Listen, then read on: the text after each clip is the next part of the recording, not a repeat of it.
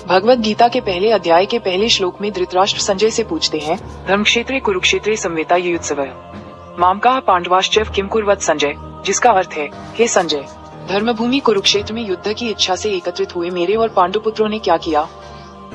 धृतराष्ट्र उवाच, धृतराष्ट्र ने कहा, धर्मक्षेत्रे धर्मभूमि में, कुरुक्षेत्रे कुरुक्षेत्र में, संवेता एकत्रित हुए, युयुत्सवः युद्ध करने के इच्छुक, मामकाः मेरे पुत्र, पांडवाश्चैव और पांडुपुत्रों ने भी, किम कुर्वत क्या किया, और संजय, हे संजय। भगवद गीता के अध्याय 1 के श्लोक 2 का अर्थ है कि पांडवों की व्यूह रचना वाली सेना को देखकर राजा दुर्योधन अपने गुरु द्रोणाचार्य के पास गया और उन्होंने यह बात कही।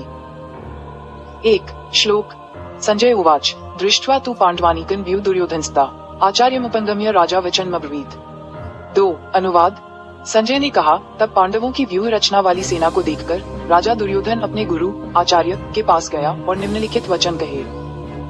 और 3 मुख्य बिंदु, इस श्लोक में संजय धृतराष्ट्र को युद्ध की शुरुआत का वर्णन कर रहे हैं। ये बताता है कि दुर्योधन ने सबसे पहले अपनी सेना की व्यूह रचना देखी और उसके बाद वह अपने गुरु द्रोणाचार्य के पास गया। भगवद गीता के अध्याय 1 श्लोक 3 का अर्थ है, हे आचार्य, पांडुपुत्रों की इस विशाल और व्यूहबद्ध सेना को देखें, जिसे आपके बुद्धिमान शिष्य द्रुपद के पुत्र ने इतनी कुशलता से व्यवस्थित किया है। ये श्लोक दुर्योधन के गुरु द्रोणाचार्य से उस सेना के बारे में कहता है जिसे धृष्टद्युम्न ने पांडवों की ओर से तैयार किया था। 1 श्लोक का अनुवाद, दुर्योधन अपने गुरु द्रोणाचार्य से कहता है कि वह पांडुपुत्रों की विशाल और कुशल सेना को देखें, जिसे उनके ही बुद्धिमान शिष्य द्रुपद के पुत्र धृष्टद्युम्न ने व्यूह रचना के साथ खड़ा किया है। 2 संदर्भ, ये बात दुर्योधन द्वारा युद्ध के मैदान में द्रोणाचार्य को कही गई है। इसमें वह पांडवों की सेना को एक बड़ी और डराने वाली ताकत के रूप में पेश कर रहा है, ताकि द्रोणाचार्य को भी उनका हौसला दिखाई दे।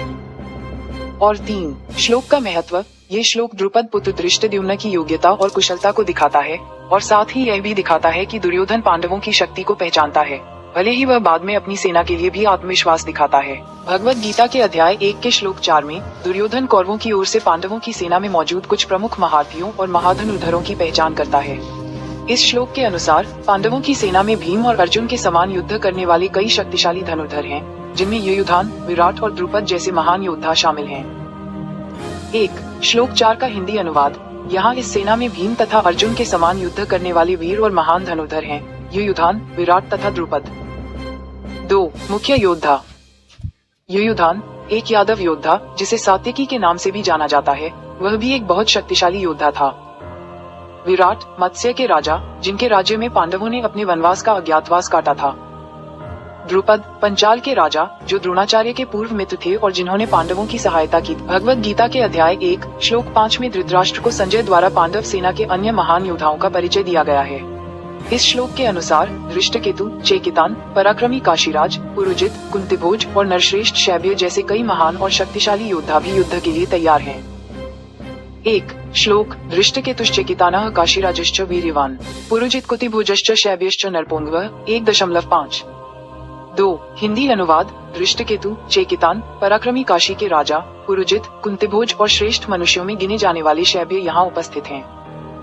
और 3 शिक्षा, ये श्लोक दर्शाता है कि पांडव सेना में बहुत से शक्तिशाली और महान योद्धा हैं, जो अपने अपने क्षेत्र में बहुत कुशल हैं। भगवद गीता के अध्याय 1 श्लोक 6 में दुर्योधन पांडवों की सेना के कुछ शक्तिशाली योद्धाओं के नाम गिनता है।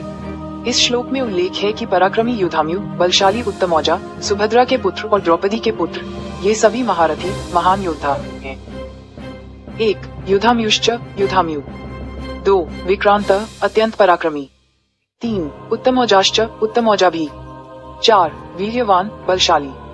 5 सौभद्रो सुभद्रा का पुत्र अभिमन्यु। 6 द्रौपदेयाश्च द्रौपदी के पुत्र।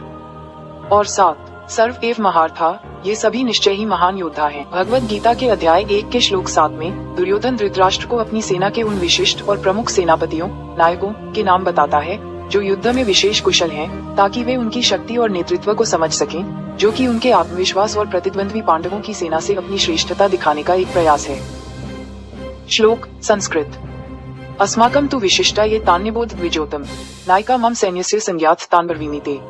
1-7 शब्दार्थ वर्ड मीनिंग। 1 अस्माकं तु असम कौम तु, हमारी ओर से तो। 2 विशिष्टा ये जो विशेष हैं। 3 तान निबोध, उन्हें जान लो समझ लो।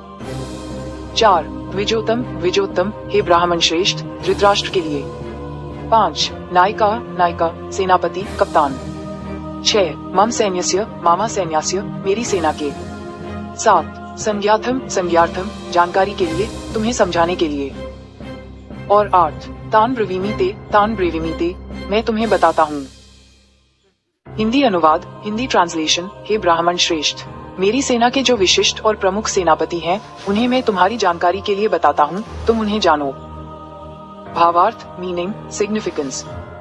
1 इस श्लोक के माध्यम से दुर्योधन धृतराष्ट्र को अपनी तरफ के शक्तिशाली योद्धाओं जैसे भीष्म द्रोण कर्ण आदि का परिचय देता है ताकि उन्हें अपनी सेना की ताकत का अंदाजा हो सके। 2 ये श्लोक नेतृत्व टीम के महत्व और अपनी शक्तियों को पहचानने की सीख देता है। और 3 ये दुर्योधन के अहंकार और अपनी सेना के प्रति उसके विश्वास को दर्शाता है जैसा कि में बताया गया है। ये श्लोक युद्ध के आरंभ में अपनी सेना के वीरों का परिचय देने के संदर्भ में भगवत गीता के अध्याय 1 श्लोक 8 में आप द्रोणाचार्य भीष्म कर्ण कृपाचार्य अश्वत्थामा विकर्ण और सोमदत्त के पुत्र भूरिश्रवा जैसे महारथियों का उल्लेख है। ये श्लोक दर्शाता है कि कौरव पक्ष में इन प्रमुख योद्धाओं की एक शक्तिशाली सेना है जो युद्ध के मैदान में एक तरफ से लड़ रहे हैं। श्लोक 8 भवन भीष्मश्च कर्णश्च कृपाश्च समितिंजय अश्वत्थामा विकर्णश्च सोमदत्तस्थैव च। हिंदी अनुवाद आप और भीष्म और कर्ण और युद्ध में विजयी कृपा भी अश्वत्थामा विकर्ण और सोमदत्त के पुत्र भी। श्लोक 8 के प्रमुख बिंदु। 1 योद्धाओं का वर्णन। इस श्लोक में कौरव पक्ष के प्रमुख और शक्तिशाली योद्धाओं के नामों का उल्लेख है। 2 आचार्य द्रोण से अर्जुन की बात। ये श्लोक अर्जुन द्वारा आचार्य द्रोणाचार्य से कहा गया है जो उन्हें बताता है कि कौरव पक्ष में कितने महान योद्धा खड़े हैं। 3 युद्ध की गंभीरता। ये श्लोक युद्ध की गंभीरता को दर्शाता है जिसमें दोनों पक्षों की तरफ से अपने अपने महान योद्धा शामिल हैं जो युद्ध के परिणाम को प्रभावित कर सकते हैं। और 4 युद्ध के कारण। अर्जुन इस श्लोक का उपयोग ये दिखाने के लिए करता है कि न केवल एक पक्ष बल्कि दोनों ही पक्ष शक्तिशाली हैं और युद्ध के परिणाम के बारे में सोचने के लिए यह एक गंभीर कारण है। भगवत गीता के अध्याय 1 श्लोक 9 का अर्थ है कि दुर्योधन अपने पक्ष के अन्य शूरवीरों को संबोधित करते हुए कहता है कि वे उसके लिए अपने प्राणों का त्याग करने को तैयार हैं। वे सभी विभिन्न प्रकार के हथियारों से सुसज्जित हैं और युद्ध में निपुण हैं। ये श्लोक कुरुक्षेत्र के युद्ध के आरंभ में दुर्योधन की सेना की शक्ति का वर्णन करता है। श्लोक अन्ये च बहवः शूरा मदर्थे त्यक्तजीविता नानाशस्त्र प्रहरणा सवे युद्ध विशारदा। अनुवाद 1 अन्ये च बहवः शूरा और भी कई अन्य शूरवीर हैं। 2 मदर्थे त्यक्तजीविता जो मेरे लिए अपने प्राणों को त्यागने को तैयार हैं। 3 नाना शस्त्र प्रहरणा वे अनेक प्रकार के शस्त्रों और हथियारों से लैस हैं। और 4 सवे युद्ध विशारदा और सभी के सभी युद्ध में निपुण।